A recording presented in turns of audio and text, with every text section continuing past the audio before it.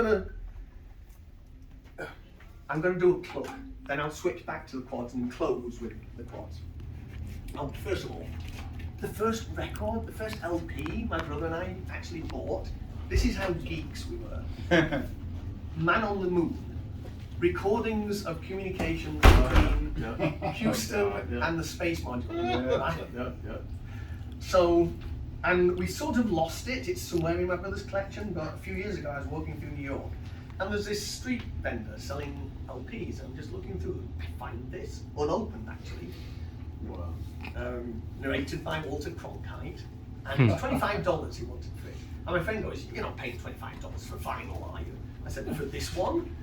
To kind of get back what I first bought, yes." And I even later managed to find this, this certified postcard thing. Nice. Oh, wow. Cool. So, and it turns out now my nephew has got a job at JPL. Ah, cool. Doing image processing. Yeah. So he's the first one to see images coming off the Mars rover. Yeah. So that's wow. Awesome. So this, the greatest hits, doesn't even really begin to tell you what it is. It's a movie. It's a time travel movie. And it came about because as MoFi, we're always doing outreach into the music industry to see about, remastering records. And now that we've got our pressing plant, I mean, it's not fully ours, but we've invested in it. There's a new pressing plant out in Oxnard with 8 presses. And so now we get to be able to press our own records rather than getting in the line with everybody else who's trying to fight against Taylor Swift doing 1 million vinyl albums. And so this woman we get in touch with, Mary Ramos, and she's part of the Women in Vinyl group, which is professionals interested in vinyl and enthusiastic about it. So there's a whole group.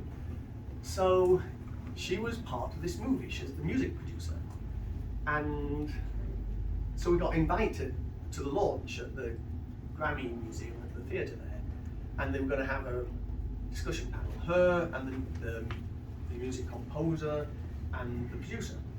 So we got to meet her and talk. And this movie is the perfect hi-fi geek movie. It's time travel. This woman and her boyfriend get in a car accident. He dies, she goes into a coma. When she gets out of the coma, certain pieces of music literally take her back in time. Right? So she doesn't know which pieces of music will, but every so often she'll hear something and boom, she's back in that moment. So it gets the idea, if I can find the piece of music that was playing just before the car accident, I can change the future. Yeah, well, we all know. Like that's going to work. But this is the premise of the movie. Yeah. But the music, everything she listened to is on vinyl. Cool. And you see her going through all the racks in all the music stores or any second-hand store. She's looking for inspiration. What was that piece of music? And so she'll buy a record and start playing it.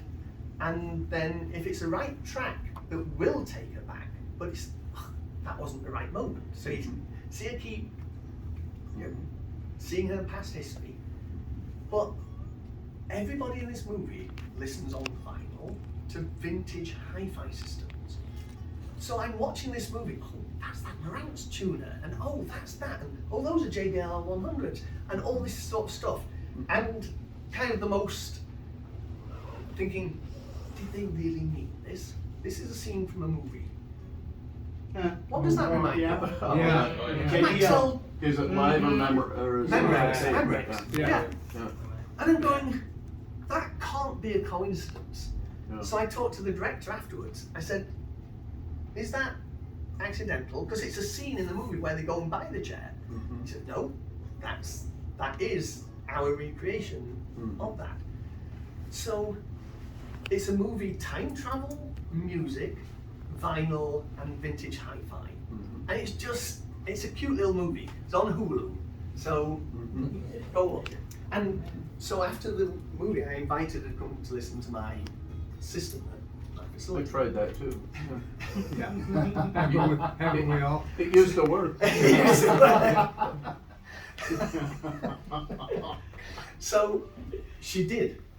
So it didn't I dare say. used to work for me. Yeah. It still does. But then I got the Good accent. man. I got the accent to go with it. You Good see. man. Good man. So, she comes along, and I play some of my music. Then I just randomly pick a track from this, one of the ones that was written. And she disappeared. She went back in time. Yeah. And it turned out it was a favourite piece of music from the movie. And she's listening, and she's tearing up. You know she's trying not to cry. And when it finished, she said, that was my favourite piece, but I never heard it like I just heard it. She said, I have to get Quentin over here. And that Quentin is Tarantino. She was the music producer on most of his movies, and he likes this kind of stuff. So I may well get a visit from her. Wow. That's cool. That is cool. Wow. What was your thought process with the MoFi Ace?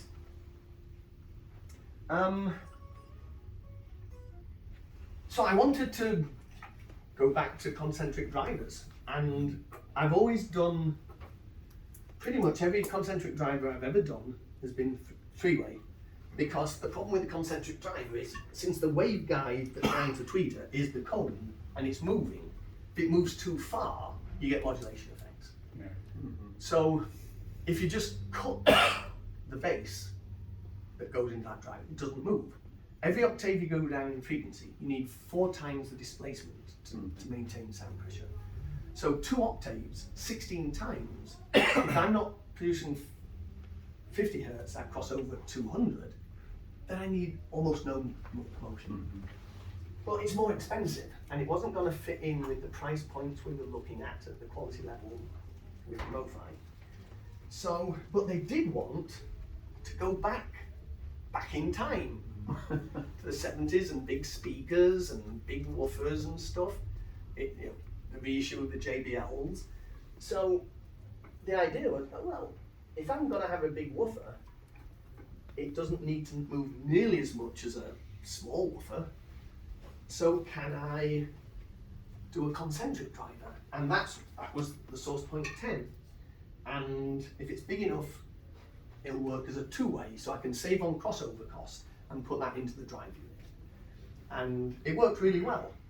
But then, it's a 10-inch driver in a cabinet. People would walk into the room and go, oh, I didn't think it was that big. And you want to slap them. How small can it be with a 10-inch driver in a cabinet, right? It was supposed to be like that. Yeah. That's a niche trend right now, so why not? That led to, well, let's do a smaller version. I'm going, yeah, but the whole point I agreed to do a big one is it doesn't have to move. But what I realise is if I make the right 8-inch driver and I tune it right so it's not trying to reproduce the bass, then it won't move any more than the 10-inch does. It just won't be producing that, the last few hertz that the 10 did. And so that's what it became. And I was able to take same cone, just trimmed the outer diameter, same coil, same motor structure. The parameters that I would get on an 8-inch in a smaller box were exactly the same as what I needed for a 10-inch in a bigger box. So it became just a snip, new surround, and engineer the 8-inch. Is that why the 10 has greater sensitivity? Yes. So I had to change the crossover and retune all of that, but that is why it's 91 rather than 87. So, Save you a lot of money on unique parts too. yes,